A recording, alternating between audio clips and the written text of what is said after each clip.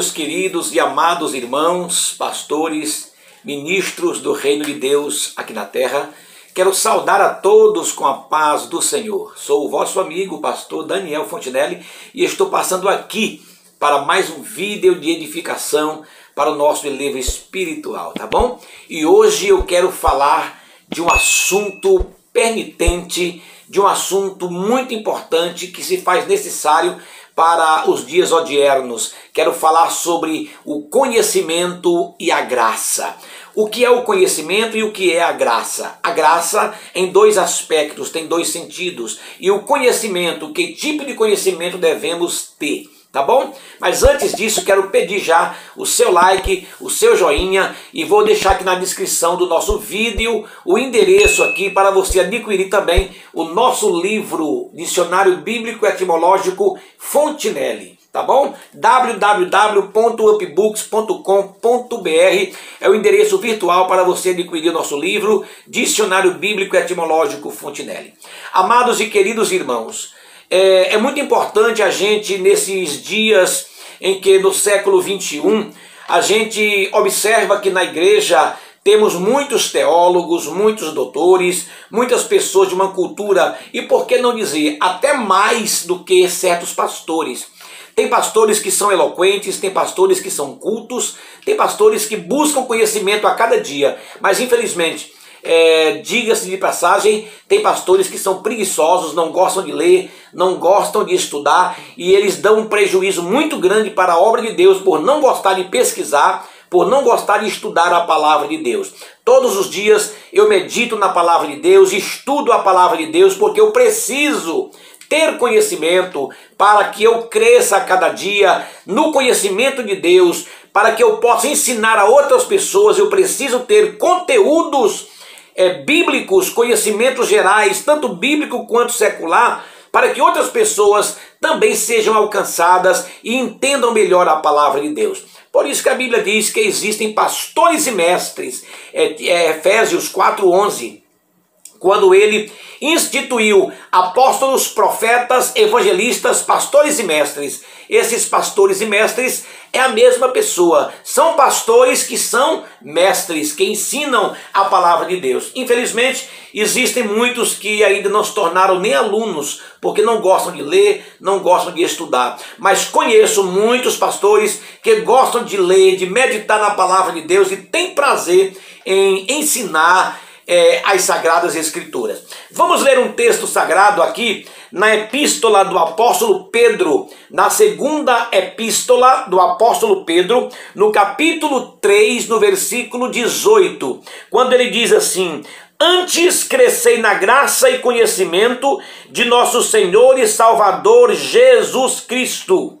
Antes crescei na graça e no conhecimento do nosso Senhor e Salvador Jesus Cristo. Observando o contexto desse texto, Pedro aqui está falando da vinda do Senhor.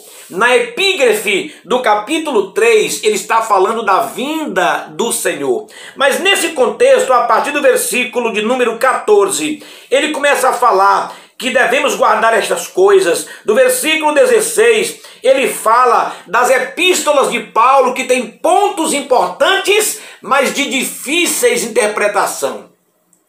No versículo de número 16, ele diz: falando disto, como em todas as suas epístolas, entre as quais há pontos difíceis de entender, que os indoutos inconstantes torcem, e igualmente as outras escrituras para sua própria perdição. Então Pedro está falando do conteúdo espiritual que tem nas epístolas do apóstolo Paulo.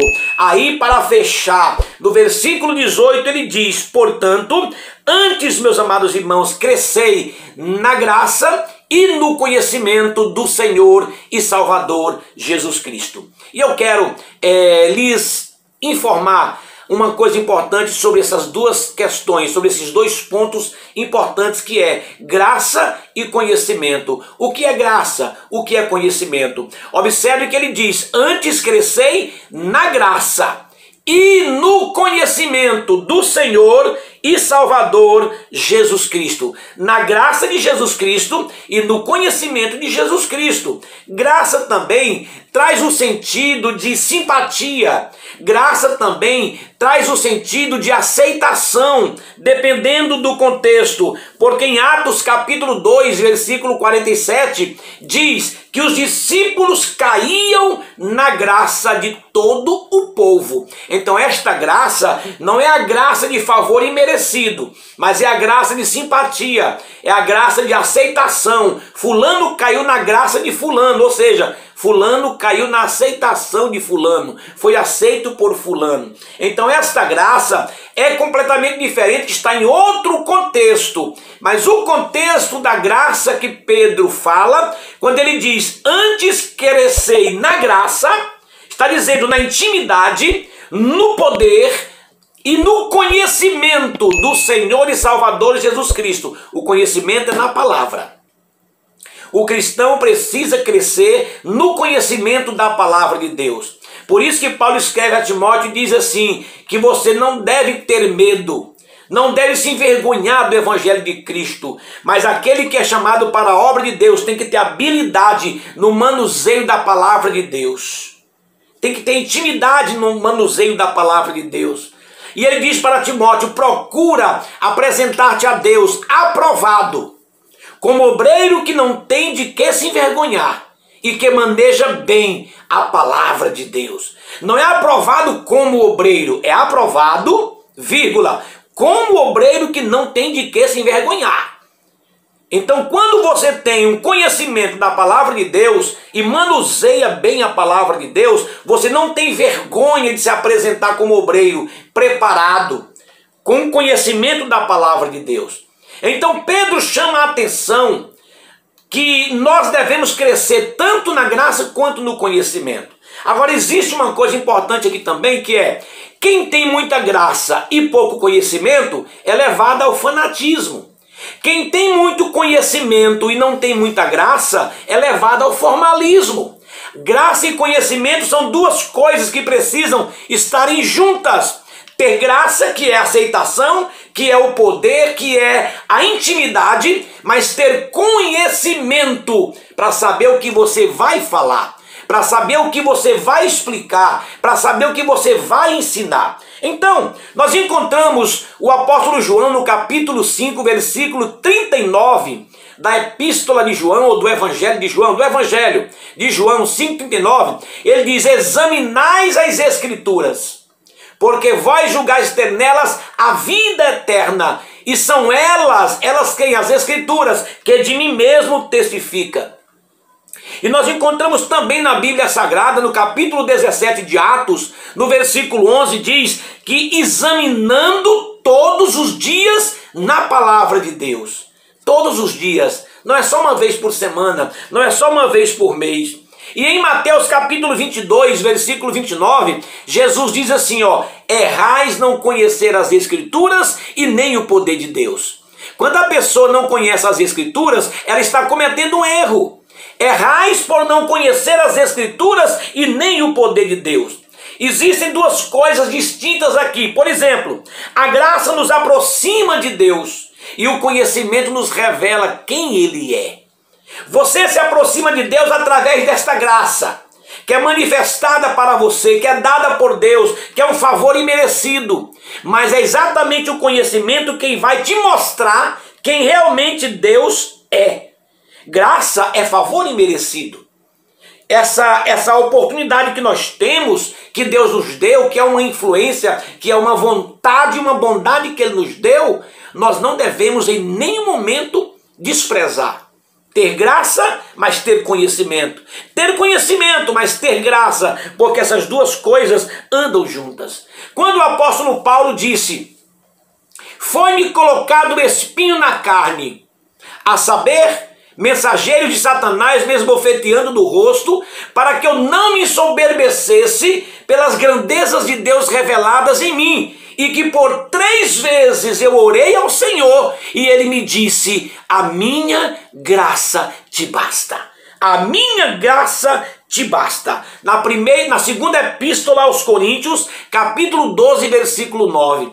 Quando Deus fala para Paulo que a graça dele bastava para Paulo, Deus está dizendo, Paulo, não se preocupes com nada. Não tenhas preocupação, porque a minha graça é o suficiente para você. Não precisa orar para eu tirar isso de você. Não precisa pedir para eu tirar esse sofrimento, essa perseguição, porque a minha graça já te basta. A minha graça, o meu favor imerecido é o suficiente na sua vida. Isto é importante para o nosso crescimento espiritual. Em Oséias capítulo 6, versículo 6, o conhecimento de Deus vale mais do que holocaustos. Tem gente que faz holocausto, mas não tem conhecimento de Deus. E vai cometer o erro que Saul cometeu, porque o holocausto era uma atribuição para os sacerdotes. Então Samuel tinha que apresentar o holocausto a Deus e Saul se apressou para apresentar o holocausto a Deus. Ele se precipitou. Então, se ele tivesse conhecimento de Deus, ele não teria cometido este erro. O erro de Saul foi a arrogância, foi a prepotência de querer fazer algo que não estava no seu ofício. Não era ele que deveria apresentar o sacrifício para Deus, mas sim o profeta, o sacerdote. E ele não podia fazer isso, mas o sacerdote podia, o profeta podia. Mas Saul perdeu-se porque não tinha conhecimento. E aí Oséias vem no capítulo 6, versículo 6 e diz: o conhecimento de Deus vale mais do que holocaustos. Do que vale, do que adianta você fazer holocaustos, sacrifícios, se não tiver o conhecimento de Deus? No capítulo 34 do livro do profeta Isaías, versículo 16, ele diz: buscai no livro do Senhor. O conhecimento se busca através do livro do Senhor. Qual é o livro do Senhor? A Bíblia Sagrada. A Bíblia Sagrada é o livro que nos dá o conhecimento do Senhor. E lá em Apocalipse capítulo 1, versículo 3 diz: bem-aventurado é aquele que ouve, que lê e que guarda a palavra escrita nesta profecia. Porque o tempo está próximo. Então, meu amado irmão, você precisa crescer na graça e no conhecimento? Você quer crescer na graça e no conhecimento? Então aproxime de Deus. Aproxime-se de Deus através da oração. Aproxime-se de Deus através do sacrifício para crescer na graça, para ter intimidade com Deus. E se você quer crescer no conhecimento, aproxime-se de Deus através da leitura bíblica. Aproxime-se de Deus lendo a palavra de Deus, estudando a palavra de Deus, que você vai crescer na graça e no conhecimento do Senhor e Salvador Jesus Cristo. Que Deus te abençoe de uma forma muito especial, em nome de Jesus.